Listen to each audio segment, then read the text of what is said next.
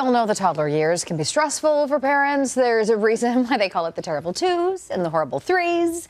Part of the problem, fussy eaters. All right, but no more, because dietitian Abbey Sharpe has got some tips for us this morning to make it easier for new parents. Abby? Hello. Thank you for having me. Yes. I hope we are not over-promising and under-delivering here. Well, no, not a chance. I can't change everyone's kid here, okay, guys? I'm just putting it there. But it's very important to know that, fussy eating is, of course, so developmentally normal as our kids are trying to assert some independence. But there are some things that we can do to help ease the stress for us.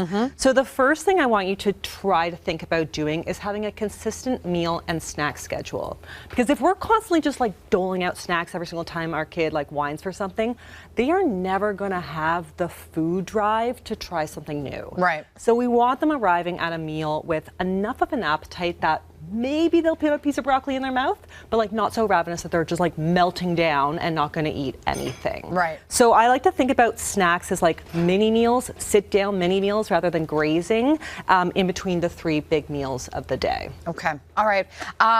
Your next tip. I hear this one may be hard for some parents. It can be hard. So I want people to be considerate without catering.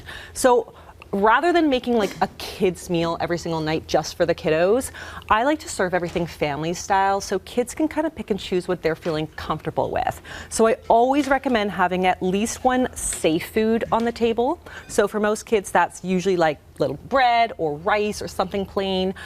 Then some learning to like foods that maybe they've tried before, maybe they've even liked before, and then a completely new food that they may not touch, they may not go anywhere near it, but it's a good exposure. So we're really thinking about no bribes, no pressure. We want the eating environment to be as calm and supportive as possible. Okay. All right. Okay, up next, something pretty interesting here, because when we talk formula, we usually think infants. Yes. But not so much anymore. Yes. Okay. So, I know how stressful it is for parents to think that their kids are just going to live off buttered pasta for the rest of their lives. So having that just kind of nutritional assurance really does take the stress off. And I love Nourish Toddler formula because it's Canadian made. It's got 27 key nutrients to support kids' growth and bone density, which is very important in toddlerhood.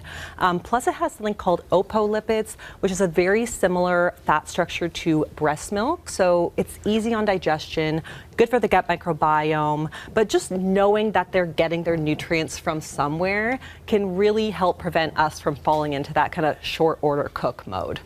For sure, it gives you a bit of that peace of mind. Exactly. All right, and your final tip. Yes. Make food fun. Do not be afraid to add kind of unhealthy ingredients to the healthy foods that you want them to eat. So in my house, that means sprinkles on yogurt and really sweet sticky glazes on salmon or any kind of protein that you want them to try, and dips for everything. Give them a dip with everything. That brings back memories. Yes. It's so true. And don't be afraid if they eat more of the dip than the dipper, because again, it's an exposure. They're picking up, right? They're going to pick up the broccoli even if they don't fully eat all of the broccoli. Yeah. Very true, very true. All right, some great tips from Very good. dietitian Abbey Sharpe this morning. Abby, it's good to see you. You too. Thanks for coming by. Thank you. This portion of the morning show is brought to you by Nourish.